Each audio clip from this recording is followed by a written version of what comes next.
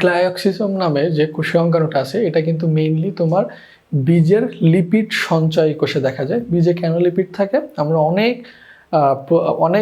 অনেক প্রজাতির উদ্ভিদেরই কিন্তু বীজ থেকে তেল পাই, আর তেল একটা লিপিড জাতীয় পদার্থ। অর্থাৎ বীজে যে লিপিড সঞ্চয় হয় এই লিপিড সঞ্চয় কোষগুলাতে তোমার গ্লাইকোলিসিস দেখা যায়। এবার দেখো কোষ গহ্বরটা মূলত একটা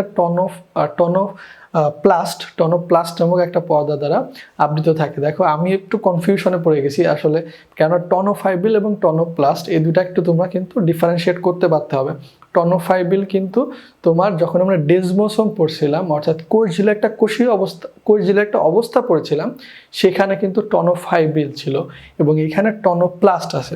এবার দেখো কাজটা কি? কাজটা হচ্ছে কোষ রস ধারণ করা, এরপরে তোমার প্রয়োজনীয় বর্জ্য পদার্থ ধারণ করা, অভ্যন্তরীণ পিএইচ রক্ষা করা। সাইটোপ্লাজম কিন্তু কোষের অম্লত্ব ও ক্ষারকত্ব রক্ষা করে, আর কোষের পিএইচ রক্ষা করে কোষ গহ্বর। এরপরে এরপরে দেখো কোষের ভেতরে যে পানির চাপ আছে সেই পানির চাপটা রক্ষা করে কোষ গহ্বর। আমরা এখন কোষের এমন একটা জায়গায় চলে আসছি, কোষের অঙ্গাণুগুলোর মধ্যে এমন একটা অঙ্গাণুতে চলে আসছে যেটাকে কোষের মস্তিষ্ক, প্রাণকেন্দ্র, কেন্দ্রিকা, কোষের প্রাণ সবগুলা নামে অভিহিত করায়, সেটা হচ্ছে নিউক্লিয়াস।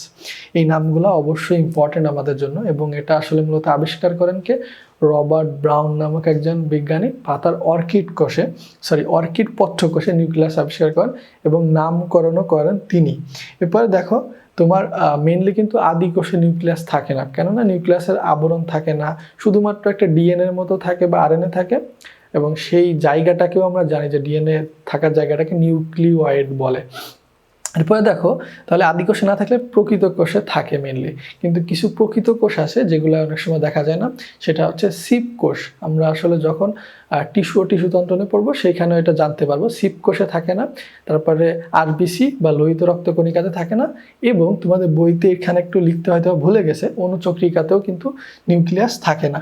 আবার কিছু কিছু কোষ আছে যেগুলো আসলে তোমার একাধিক নিউক্লিয়াস থাকতে পারে, যেরকম ভয়েচেরিয়া, বট্রিডিয়াম, তারপরে তোমার স্ফেরোপ্লিয়া, মানে আমি উচ্চারণটা খুব ভালো করতে পারি না, বাট তোমরা এটা টেকনিকের মাধ্যমে কীভাবে মনে রাখতে পারো? ভারতের কিন্তু খুব ভালো একজন ক্রিকেটার ছিলেন, তার নাম ছিল ভিভিএস লক্ষ্মণ।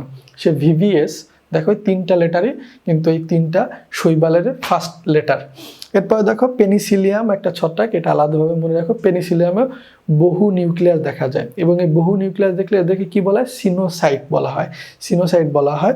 এরপরে দেখো নিউক্লিয়াস মেনলি কিন্তু কোষের কেন্দ্রে থাকে, কিছু কিছু ক্ষেত্রে কোণার দিকে থাকতে পারে, বাট তোমার কোষে জায়গা দখল করে 10 থেকে 15%।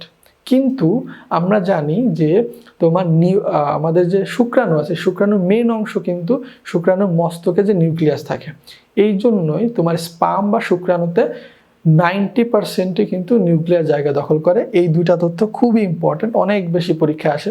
এরপর দেখো নিউক্লিয়াস কোষের সমস্ত জৈবিক কাজ নিয়ন্ত্রণ করে, এই জন্যই তো একে কিন্তু তোমার আসলে কোষের মস্তিষ্ক, প্রাণ বা প্রাণকেন্দ্র বলা হয়, বা এইটাই আসলে মেন মানে তোমার নিয়ন্ত্রক একটা কোষের। নিউক্লিয়াসে যে 4টা অংশ আছে এটা কিন্তু আমরা পূর্বে পড়ে আসছি, যখন আমরা একটা কোষেরই টোটাল স্ট্রাকচারের সাথে পরিচিত হয়ে আসছিলাম একদম শুরুতে, তখন আসলে এইখানে থেকে না পড়লেও চলবে। কিন্তু নিউক্লিয়ার যে এনভেলপ বা নিউক্লিয়ার যে মেমব্রেনটা আছে, এটা একটা বিশেষ বৈশিষ্ট্য আছে। অন্যান্য যত ধরনের তোমার আসলে আমরা এনভেলপের সাথে পরিচিত হয় বা আবরণ, যেরকম কোষঝিল্লি, এই আবরণগুলোতে কিন্তু সাধারণত অসংখ্য ছিদ্র থাকে না, বাট নিউক্লিয়াসের যে এনভেলপ আছে তাতে কিন্তু অসংখ্য তোমার ছিদ্রপথ আছে। নিউক্লিয়ার যে এনভেলপ আছে, এর যে কাজ দুইটা আছে, সে কাজ দুইটা কিন্তু যথেষ্ট অবভিয়াস, মানে মনে রাখা খুব বেশি টাফ হওয়া উচিত না, কেননা প্রত্যেক ধরনের এনভেলপই কিন্তু আসলে তোমার একটা কাজ করে কি, বাইরের পরিবেশের সাথে একটা যোগাযোগ রক্ষা করা। এখন দেখো নিউক্লিয়াসের বাইরে কি আছে? সাইটোপ্লাজম। তাহলে 2 নম্বর পয়েন্টটা দেখো, সাইটোপ্লাজমের মধ্যে যোগাযোগ রক্ষা ও পরিবহন করা।